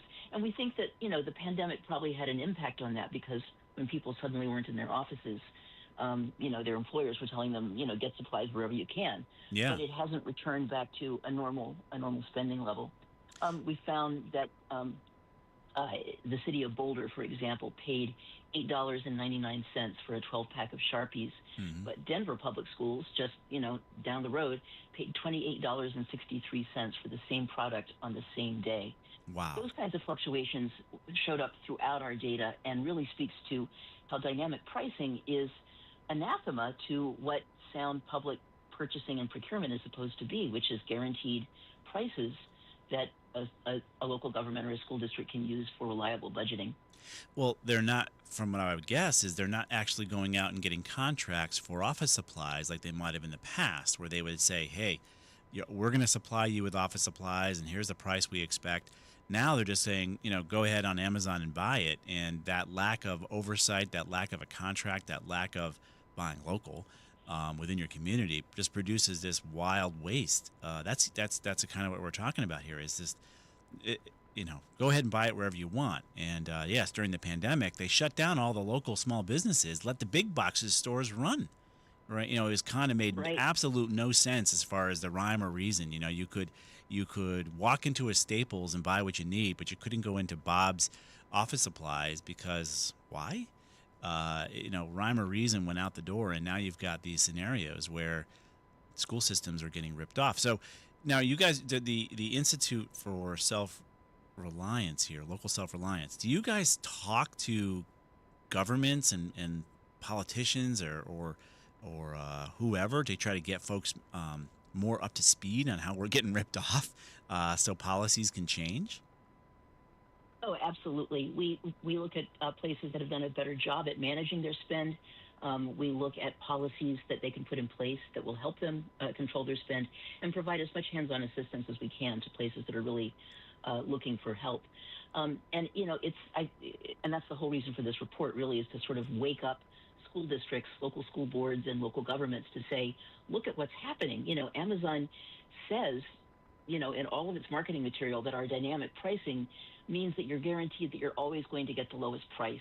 But, is that what they say? That's not true because that's what they say. That dynamic pricing means you're always going to get the lowest price. But, we found that the highest prices paid for the most frequently purchased supplies in those communities that we surveyed were on average 136% higher than the lowest prices paid. So massive fluctuations in prices. The city of Denver, we found that if they had consistently received Amazon's lowest prices, it would have saved at least 17% on routine supplies in 2023. That equals $1 million that the city essentially lost that it could have used for schools or it could have used for recreation or parks or essential services. Right. I mean, $1 million. I mean, we look at budgets happening all over Connecticut, and increases are massive all over Connecticut. 5, 6, 7, 8% increases. And if folks are doing what they're doing just in these instances, just for office supplies, and not looking local, what else are they doing with our money? It's clearly they're not paying attention. I did not know Amazon marketed dynamic pricing as the lowest price, because when I go in and look at an Amazon price, you can go in and out, and like I talked about it before you got on the air, I use baking soda to manage my pool. It's really the only chemical I need besides chlorine. And $15 one day, $30 the next. Right? It's crazy. We as consumers in general, I think, are finding that we're not getting the best prices. Yeah, I don't know if you saw this in the news just last week, but a federal district court judge in Seattle has ruled that a class action lawsuit against Amazon can go forward for price gouging during the pandemic. And the examples that they were citing in that class action lawsuit are things like Amazon's pricing going up 1,900% for toilet paper, going up 223% for Advil during the pandemic because they knew that they could get away with it. Well, let's see what happens with that. I mean, it's ridiculous. I mean, now what about currently, though? Is there anything going on with the fact that this is happening now? Have you gone to any state attorneys general and brought your study to them? I know it's not sexy, and these guys like to talk about how they're going to save us money and fight for us, but this, we're going to start fighting Amazon over office supplies just doesn't sound sexy enough for them. But $1 million in a school system is not chump change. Are you reaching out to these folks? Are they reaching out to you, or what's going on? Because this has got to stop. Yeah, Yeah, we are definitely hearing from communities out there that are concerned about this, and there are some great examples of communities that are pushing back and are doing a better job. There, at Tempe, Arizona, for example, a local bookstore owner, a woman named Gail Shanks, who co-owns a bookstore called Changing Hands, which is a big employer out there. They have like 100 employees, but with stores in Tempe and Phoenix. She basically brought the issue to her city council and said, look, you guys are spending, close to $500,000 a year with Amazon, and many of the things you're buying are books and office supplies and sporting goods, things that we have businesses for right here in this area. Right. And the city kind of woke up and said, oh, you're right. I don't know why that's happening. We've never kind of, bounced back from the pandemic pattern that we established. And so they have now cut their spending with Amazon by 84%. And continue to take a look at that. Richmond, Virginia, is a great example of another thing that's kind of happening as a result of these spending, sort of overspending, is that the city, when they dig into what people are buying, they're finding lots of instances of fraud. One of the things that we noticed in our data was that people were buying not just office supplies, but they were buying, clothing and makeup and candy. And we found one guy in Virginia at a public university who spent $900 on pretty hardcore sex toys. That's not something that you would buy from an office supply dealer, before this all happened. But because you can buy so many things on Amazon, that unless local governments and school districts have really tight controls on this, people are going to buy whatever they want, whatever Amazon has, and they'll just put it on their purchasing card and hope that nobody detects what they're buying. Well, that's awful. Places like, it is awful. It's terrible. I mean, so it's not just that, local governments and school districts are overspending because of Amazon's dynamic pricing, but also because of Amazon's, incredible inventory of stuff that it sells, and the sort of tendency to not really monitor that very, very closely. So, it's really important that local governments and school districts put spending blocks on what they're buying, that they honor existing contracts with established suppliers. I was talking about Richmond, and I kind of got off course there, but they now require staff to start with existing negotiating purchasing contracts and to buy from Amazon only when someone isn't providing that locally in their established contracts, and that cut their spending dramatically. And they're getting better service. Amazon always advertises, oh, we can get it to you in a day or two. Usually a day in urban areas, two or more days in rural areas. But these regional office supply dealers who don't usually have like storefronts, they kind of operate from warehouses in industrial parks, and they do deliveries. They'll deliver to you in the same day, and not just deliver it to a loading dock, but they will take copy paper and deliver it to every desk, every copy machine. It's a different level of service, and it's free. Right. To get Amazon's free shipping. With this Amazon business category, as Amazon Business for Government is what Amazon calls it, a local government or school district has to pay close to $3,500 a year for a Prime membership to get this free shipping. So we're paying a membership to do that. Yep. It just keeps kind of adding and adding and adding up. So even in our business at Tab, I started back in the early 90s, and this is when mail order computers were a thing, right? Remember, Dell, Gateway, all these guys. And of course, here in Connecticut, we're sitting as a local small business, and guess what we have to charge our customers when we build a computer? 6% sales tax. Does the mail order? Right. Nope. So for some reason, we were competing with mail order outside of the state on our sales tax because, of course, takes our legislatures forever to figure out that you're crushing the local guys with the taxes. People are gonna save 6% by default by not buying it from the local guy. Can we take a break, Kenny, and kind of get back to you and talk about what you guys do as the Institute for Local Self-Reliance? Because I want to find, you guys have been around since the 70s, right?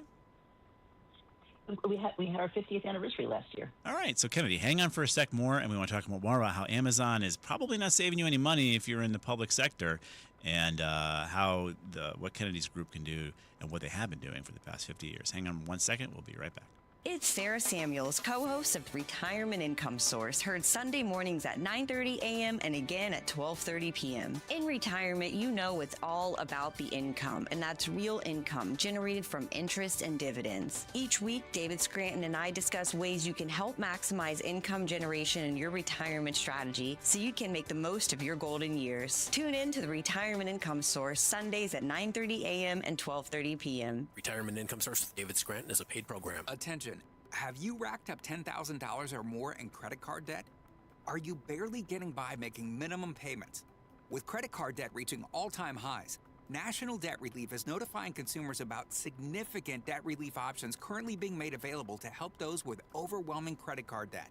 These options may reduce a large portion of credit card debt for those who qualify. You don't need to declare bankruptcy or take out a consolidation loan, and you may only have to pay back a fraction of what you owe, even if you have bad credit. National Debt Relief has already reduced the credit card debt for more than 550,000 consumers, so don't wait. If you owe $10,000, $20,000, or even $100,000 in credit card debt, you can now take advantage of this financial debt relief as the cost of living continues to skyrocket. To check what debt reduction you may qualify for, call 800-894-7722. That's 800-894-7722. Again, 800-894-7722. Wesley Financial Group is not a law firm. Ask yourself this question. Is it really worth holding on to that timeshare that you know you need to get rid of? Here's the truth. The average maintenance fee just went up over 17%. That could have been 117%, and there's nothing you can do about it. When you buy a timeshare, you give them a blank check for annual maintenance and assessment fees. I'm Chuck McDowell, founder of Wesley Financial Group. For 15 years, I've helped over 50,000 families cancel their timeshare. Not sell it, not transfer it, cancel it. Did you buy a timeshare because they told you it was a great investment and your maintenance fees would never go up? That's a lie. Are you ready to get rid of your timeshare once and for all? Simply call us and I'll send you our timeshare exit kit that explains all your options for cancellation. Call Wesley now for your timeshare exit kit. 800-823-5544. That's 800-823-5544. 800-823-5544. From the Carter Mario Injury Lawyer Studios, visit getcarter.com. That's getcarter.com.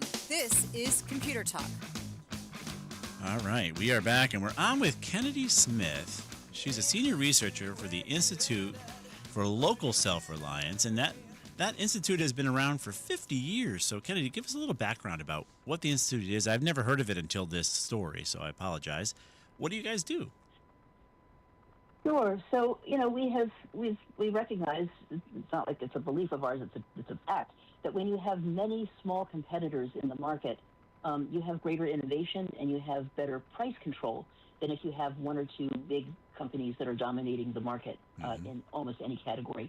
This Amazon study is an example of that, that Amazon can charge more and they do have more control because of their size. They just dominate the market. And we look at that impact of corporate concentration in many different industries. I'm on the independent business team there where we're looking specifically at things that affect independent businesses. But we also have a team that looks at broadband, internet access. We have a team that looks at energy democracy. So we look at different sectors and how corporate concentration is affecting them.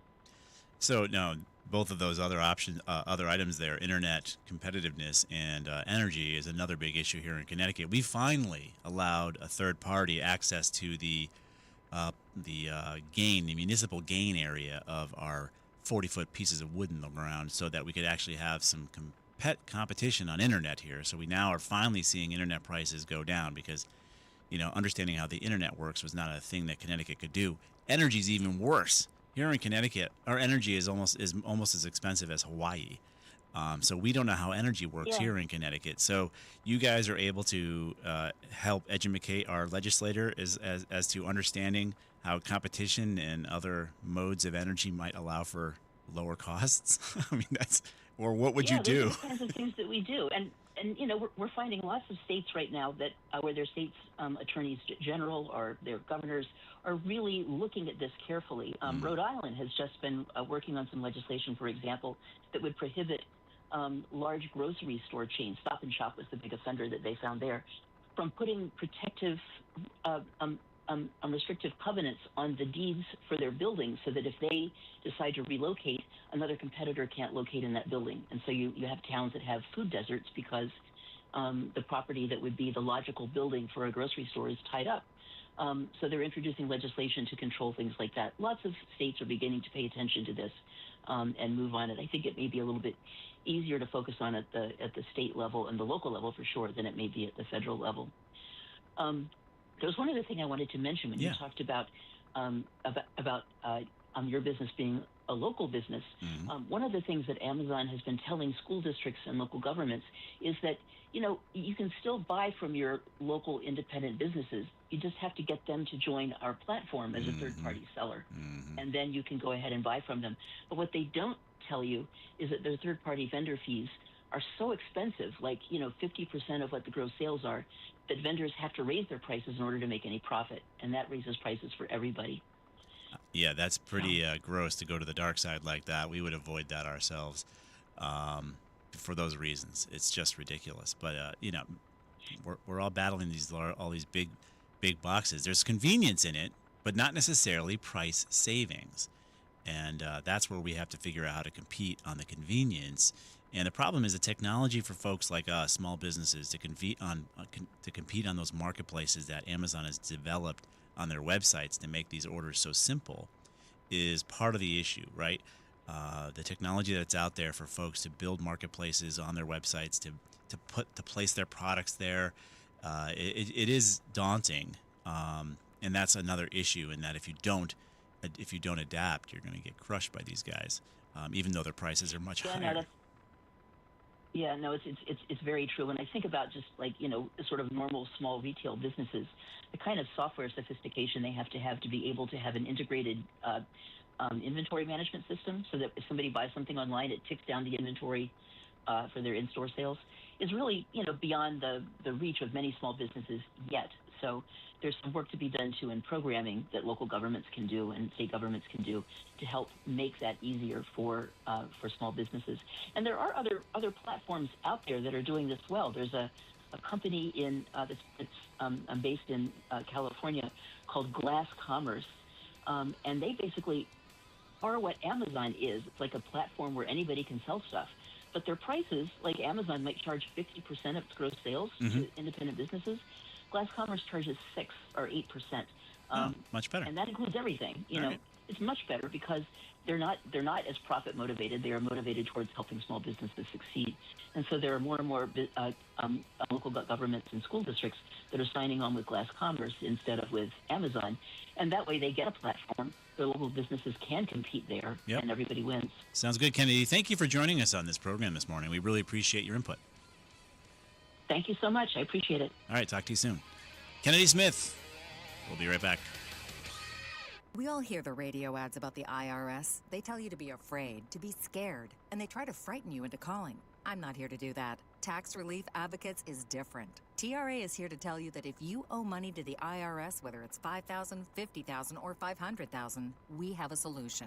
It doesn't matter if you're sitting in your car, at work, or with your kids. No matter where you are, call now. 800-575-9834. Don't lose hope. TRA can eliminate or reduce what you owe to the IRS. Generous programs are now available that can give you a fresh start. Our passion is taxes and helping individuals fix their IRS problems. We have over 1,000 5-star reviews on Google and an A+ with the Better Business Bureau. You don't need to be afraid of the IRS any longer. End your tax nightmare today by visiting us online at TRA.com or call 800-575-9834. That's 800-575-9834. Tax Relief Advocates. Real solutions for real people. And now, a WTIC news update. 10:30, Hartford temperature is 34 degrees. Some light snowfall coming down across much of the state, but nothing too bad or serious. I'm Morgan Cunningham, WTIC 1080 News. As protests continue against ICE in Minnesota, the Trump administration is opening an investigation into the leaders there, including the governor, Tim Walz, as well as the mayor of Minneapolis. Meanwhile, local authorities are asking protesters not to clash with ICE. The internet blackout continues in Iran in a ninth day as the Trump administration has threatened military action but has also not been clear about what would happen or when it might. Iran is blaming President Trump for the protests. 4 correction officers at Corrigan-Rogowski in Montville are hospitalized after their union says they were exposed to methamphetamines. The Department of Corrections says it happened while trying to prevent drugs from coming into the facility. A pedestrian was hit in Brookfield on Route 7 last night. State police have not released any further information about that particular crash. And Ukrainian officials are down in Miami for more talks that have been continued on ending the country's war with Russia. WTIC weather. The rest of today will be cloudy with some wet snow mixed with rain at times. There can be a slushy coating to an inch of snow. An inch or two in the northwest hills, the high 36. Partly to mostly cloudy tonight, though 27. Tomorrow, cloudy. Some snow from late morning on will continue into tomorrow night before ending. There can be a couple of inches in places, and untreated surfaces will become slippery. The high tomorrow 36, the low tomorrow night near 20. Monday, more sun and clouds and becoming breezy, high 33. This is meteorologist Joe Lundberg in the WTIC Weather Center.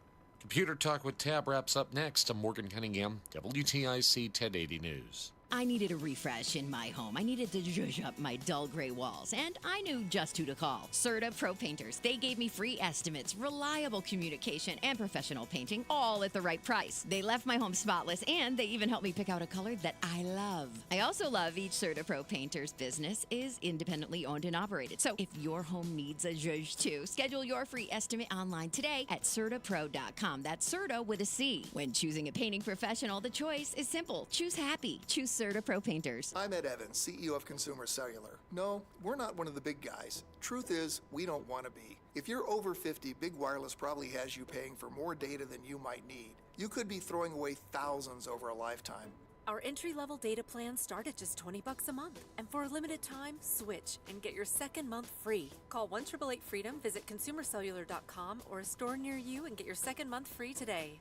Plans include $5 credit for auto pay and e-billing. See site for additional details. Paramount Plus is the new home of UFC, and we're coming out swinging with UFC 324. Oh, what a shot! And 325 on back-to-back weekends. The new era is here. It's time! Every fight. Bam! Yes. One subscription. Oh my goodness! Pay-per-view just got knocked out. Back-to-back blockbuster UFC events this month only on Paramount Plus.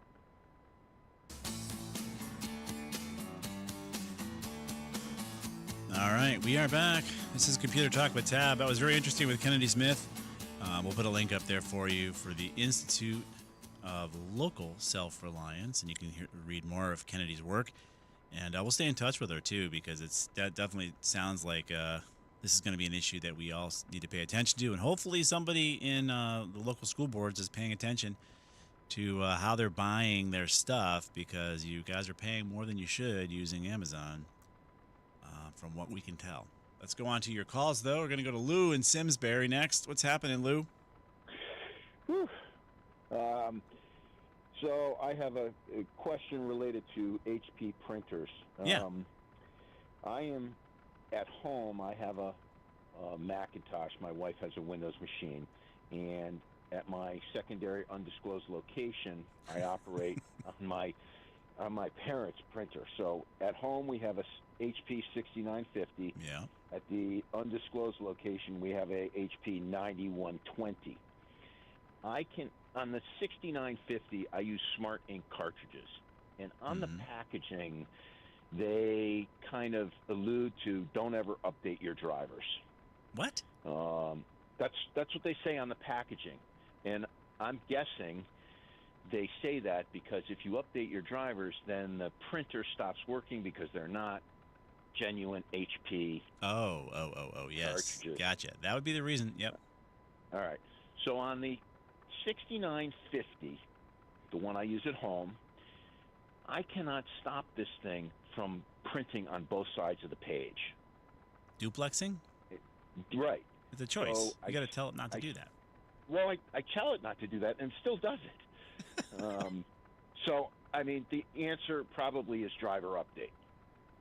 Well, yeah, Okay? especially if you've told it not to and it still does it, there's something wrong. Yep, I agree. When you're doing a print preview and you're going down the items, black and white, color, collate, you're there's a switch. All right. There's a switch that says duplex, and now on my Mac I always switch it off, and there's an option to save it as the default.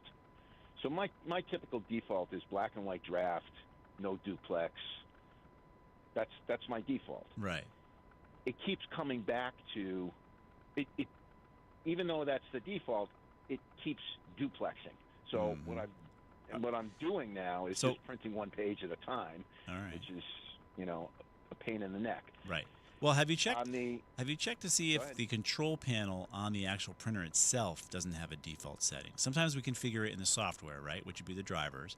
Sometimes you can configure it on the printer itself. Like for whatever reason, you can possibly configure this printer to be set into duplex mode on the box itself, the printer, so that it would override whatever you tell it on the software. Does that make sense? Maybe check that. Makes sense. Check that. Check that. Yeah. Okay. Now on the 9120, which happens to be a really nice printer,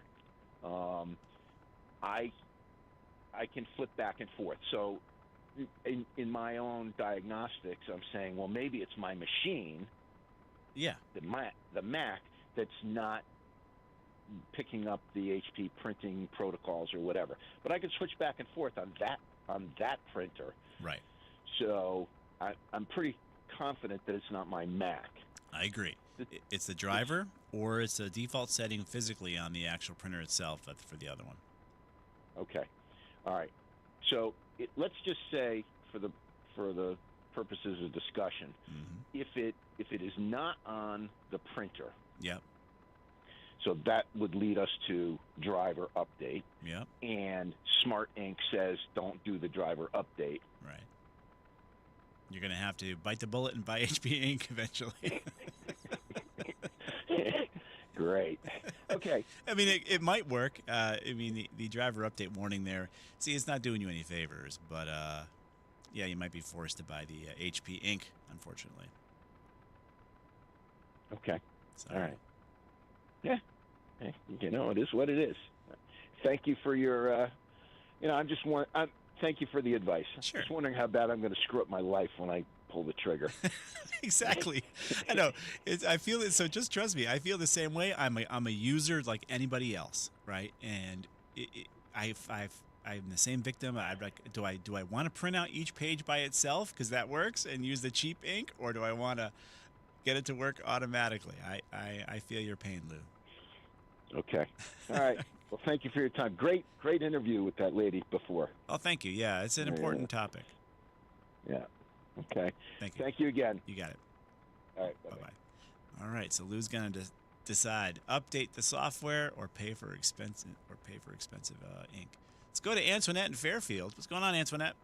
Hello again. It's me. Happy New Year. Happy New Year. I have an issue with updating my Apple, not the Apple, the PC. It keeps coming up, but I keep getting a window. It can never complete, and it keeps coming up that updates is available. I go to fix, but it never can fix, so I have to turn off. This has been happening for a couple of months, so I'm never able to update on the Apple. It keeps telling me Apple or PC? No, the PC. Okay. The PC. Let me go to pictures because I Is it Windows 11? It wouldn't let me do a print screen of it, and it keeps saying what needs your attention, and it's something that says Western Digital, N as in Nancy, V as in Victor, me, disc. It keeps coming up with that, and I can't get past that. And when I go to refresh, nothing happens. So I just, click it out and continue to use the computer. But I'm never able to do a Windows update. Yeah, so Western Digital N? N is NV, me, M-E, disc. It says that your PC has hardware that isn't ready for this version of Windows. Yep, yeah, there it is. So it's trying to update to probably Windows 11 from Windows 10. I already have 11. You do? Yes, 11 is on here when it came, and when I took a print screen of Windows Update, it says Windows 11 version 25H2. Yeah. Install error. Yep, unbelievable. So this is a morning of firmware. So I know you have your son there that pushed that Apple on you. This is going to be a firmware update you need to do on your Western Digital hard drive, which makes me nervous for you. Oh, okay. So what has to happen is you have to do a firmware update on that Western Digital drive to fix this compatibility issue that wasn't a compatibility issue when you went to Windows 11 earlier, but became one later. So you can thank Microsoft. The question is, do you want to bother with it or not? I would tell you that you're going to have. I mean, if you're willing to tackle it, we can try to find the link to doing the Western Digital firmware update on that particular model. But it's going to be a bunch of steps, and frankly, I don't think I've ever done a firmware update on a hard drive that I can remember myself. Okay. Yeah. Oh, yeah. Keep saying, frame, even going back to June, I just took a, print screen of it, cumulative update previews, Windows 11, 23, H2. Yeah. You learn more, but when I go to learn more, it says they can't see anything problem, but I can't do. I mean, I'm still able to use the computer. Yeah, you just can't do the update. I can't do the update. Yeah, and we can put some links here as far as what is going on and what you may have to try. But there is an updated firmware option here for that solid state drive, which I just. Okay, so that's a firmware. Okay, it's a firmware, but make sure you back it up, Antoinette. Okay. Oh, yeah, back up. Okay. Oh, I have backups. Good. I back up 3 times. Now, one thing is there's two particular websites that I stream on the PC. It doesn't happen on my laptop, which is Apple, because I have them both on at the same time so I can go around the room with the laptop. Yeah. But it's on the PC, it's always stopping and saying, "Oh, I get the snap," and I have to reboot for that particular. But it's only these 2 particular websites when I'm streaming live. Gotcha. You get an snap warning. I don't know only about you. Only on the PC, and I'm in the Brave browser. Are you hip enough to actually use an snap? I don't know. I'm not hip enough. No. Right. Snap. And the lady who just spoke. Yeah. I have two direct experience. One with a website where we sew is one of my talents. Someone posted a deal on a sewing machine. I said, "Oh snap!" That's a good. Maybe you are hip enough. That's a good price for a backup. You always have to have a backup because I have an industrial. So I went to the website. Amazon gave me a different price. I went immediately back. When I went back to post, what are you talking about? That's not the price. There was a whole slew of other members of this particular website. We were all quoting different prices. It's the old bait and switch. From different parts of the country. Yeah, bait and switch, Antoinette. It's definitely happening a lot, and those private sellers are just as guilty of it, because based on what Kim Kennedy mentioned, they have to pay 50% of their profits, so they're going to bait and switch you into getting there, and that's just nasty.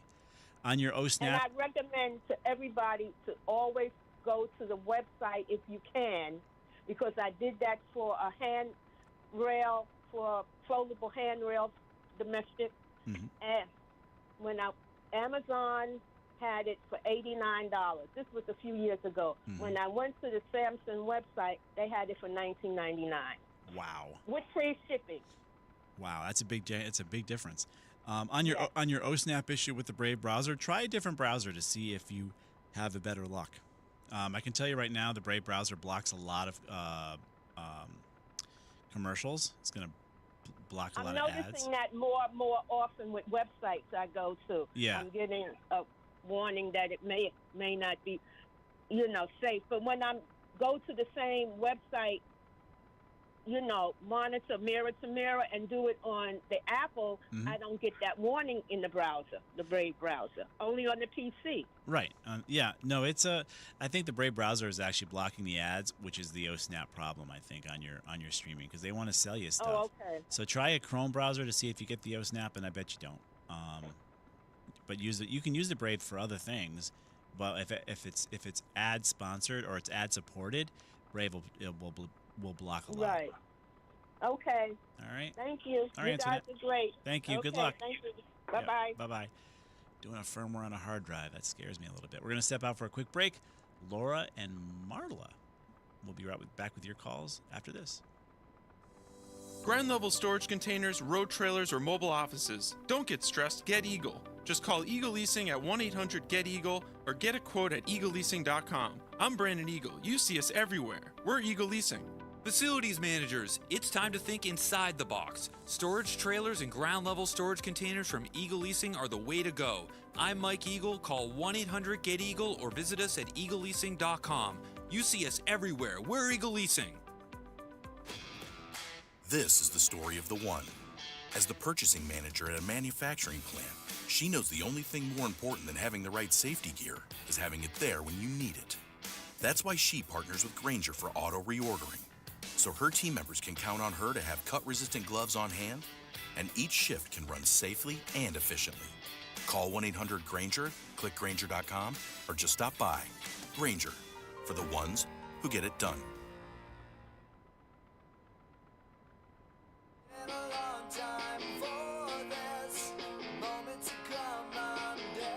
All right.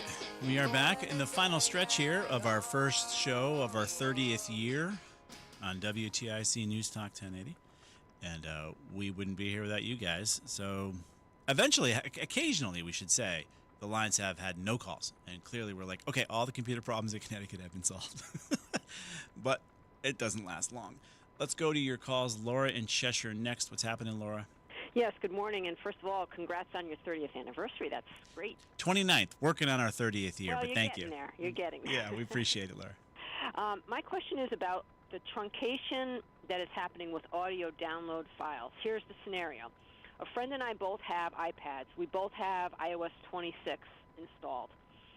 We both are amateur musicians, and we both belong to the same online lesson service. She is unable to download full audio files for part of the lesson. It truncates it after 2 minutes. I, on the other hand, we both have the same iPad, same iOS. I can download the entire 5 minutes or however many minutes the audio file is. Can you think of a reason why hers would be truncated upon download? Is it even listenable, or is it like, let's say it's 5 minutes, do you even get 30 seconds of actual sound? She gets the full 2 minutes, but after the 2 minutes it cuts out. I get the full 5 minutes, and I can hear all of it, as can she, of her 2 minutes. That's bizarre. Yeah. I've searched around on the internet. It seemed like there were some potential issues with iOS 26, they said, but I was able to do it, and I have iOS 26. So it Yeah. can't be that. Right, and it's always the case, or is it sometimes? It became the case fairly recently, she said. Now, I'm fine. She's not fine, so it's not really my problem. I'm just trying to help her out. Yeah, I'm looking too. Yeah, would there be something on the iPad that you would know of itself that would prevent the complete download? Because that's what I'm suspecting, given that we basically have the same exact setup.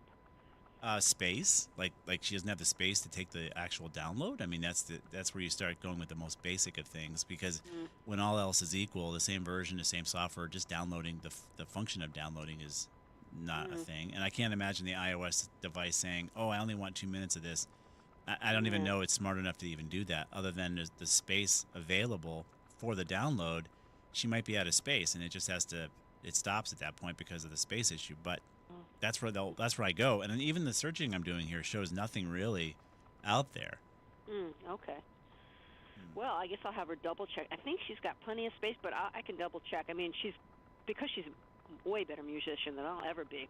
She has downloaded a lot more files than me, so it's possible it's a space issue. I will double check with her. When it comes to the logic I've ever found that seems to serve me is you always got to go to the basics first, and if there's nothing else that's different, there's absolutely no reason somebody's going to actually do this. The app you're downloading might be the problem. Now, is she using the exact same app to download the files? Yeah. Yes. So we've already covered that. So you get the iOS the same, the app's the same. Foreground large downloads. It talks about trimming your files, but obviously that's the issue. You're getting it from the source. Audio file truncated. There's a 2021. Yeah, no. Okay. Because I thought I had read some little thing, I don't know if it was correct, that iOS was limiting downloading of certain types of files, which, okay, I thought that might be it, but when I did it, it worked. So that doesn't seem right to me. It doesn't to me either. Why would they do that? I mean, limiting it would be either all or nothing, not a sort of download. So to me, it feels like a space issue, or it's some sort of internet communication issue where she's dropping the communication, the file doesn't finish, it just drops, and something's maybe kicking on in the background, interrupting the download. Now there is a great Apple forum that Carmen Filaramo, if you remember Carmen, he's our digital camera expert, but he's part of a Apple group down in the free state of Florida down there, and he might be able to have them answer that specifically as an iPad user. You may want to put a post over at the Computer Talk with Tab Listener Network, and Carmen might chime in on that for this particular issue. But I think it's space or something that's causing the app to be told to stop the download. Is she watching the download, or is she putting it down, walking away? Any error that pops up? It should be pretty fast with the internet speed. I mean, these are only like literally 5-minute audio files. Yeah, they're not massive either. That's true too. So the space thought is maybe not a good one either. But why it would only do it for a few minutes? That just seems bizarre. Nothing I can see on doing some quick searches really pops out at me as the cause. I'm sure you did some of these searches yourself too. I did. Some of this stuff I really didn't understand, to be honest with you. It was talking about something with limiting from certain websites. It was limiting downloading. But again, if it's working for me, that's why the comparison was. That's why I did the comparison. So it can't really be that. Right, and she probably doesn't have any kind of additional security products running to actually cause it to say, "Oh, I don't trust this file," and only allow it to come down partially and still actually work. The fact that it actually works is kind of weird to me, because a partial file, it would seem to me it would be damaged and unlistenable. So are we sure it's not the whole file? Like, have you guys compared the actual size of the files? Yeah, I mean, mine is definitely bigger in terms of, megabytes, gigabytes. Yep. Yeah. All right, yeah. See if you can post on Computer Talk with Tab Listener Network if you're part of that. And I know Carmen, hopefully he's listening, and they have a whole Apple Mac group down there that might have an idea for you. Okay, that's a good alternative. I really, really appreciate it. Thank you. Yeah, thank you, Laura. Let me know what happens. Okay, will do. Thank you. Yep, Bye. You got it. Bye. No answer on that one. That's a funky one. Let's go to Marla in Torrington next. What's going on, Marla? Good morning. I love your show. You've been so helpful to me, and I'm continuing on my Save Money campaign. All right. Today I wanted to ask you about phones. I have a phone service that charges at least double of what a lot of the lower cost ones are charging. Mm-hmm. And I was wondering if you know anything about the Optimum phone service. So cable companies are all pushing these lines, and I haven't tried them yet, but most likely they're just using other carriers to offer cell service, and they want to make you sticky, right? So if you've got your cable service through your cell service through your cable now you're more likely to not punt the cable service for a low cost fiber service, right? That's why they're trying to hook you. Yeah. So exactly. And it's quote unquote free, right? No, it was like $16 and added to the $45 for my internet only, made it pretty reasonable. Mm-hmm. But I do have a question. If the cable goes out, does the phone service go out? Fair question. The answer would be no. The cell service is going to run on a cellular network. So what they're doing is they're buying bandwidth on, I don't know who they're using. They could be using AT&T, Verizon, T-Mobile. Yeah. They're paying that carrier a lower price to offer folks this access. They're paying them to do that. So if your cable goes out, your cell service should still work. It's purely designed to make them more sticky, so that if a low-cost internet comes in, like GoNetspeed to Torrington, and they say, I can do that internet speed for $35, right? You're not going to switch because you're going to lose the cell service. Yeah. But no, if you feel that's a good deal, at $16 and it's is it unlimited data or is it a limited amount of data? I believe it's unlimited, and actually, well, just to try and get my internet lower, I did accept the service. I did not switch to it, but I accepted it because together it was still cheaper than what I had been paying for internet alone elsewhere. Long story short is, if I want to be independent on which phone carrier I use, like to switch to Consumer Cellular or one of the others, what on my phone do I need to save myself so I don't lose it, i.e. voice memos or voicemail, the notes area, if you know which things I'd need to save on my on my phone itself. So your voicemail is carrier driven, I'm pretty certain. So if you're with AT&T, let's say, your voicemails are with them. So when you move to a different carrier, you're going to probably lose those voicemails unless you have a way to export them physically down to your phone, which I wouldn't necessarily bother doing unless you have some sort of voicemail from a lost loved one where you want to replay that voice. Yeah. So you'd have to try to figure out how to download that voicemail. You should do that now because there's no guarantee that they would keep that voicemail anyways. They could always, they could just get rid of that based on its age. So if you do have a voicemail, try to download it. You may have to talk to the carrier about how to do it. That way you're independent again of the carrier. As far as other things, if you're an Android user, most likely you're connected to a Google account, right? I have iPhone. Oh. And actually my carrier right now is Verizon, charging me like $65 for one phone line. Wow. Exactly. I agree, making a change. So talk to them about getting that voicemail down to a physical file. Your iPhone, you're going to have that backed up in the iCloud, so any pictures or what have you would be protected by that backup. So that should cover that. So once you port the number over to the new carrier, it's just the numbers with them, and then voicemails would be handled by them in the same way they were handled by Verizon. So that's all you should really have to do, but I would try to get that file backed up so they could delete it any time if they want to. True.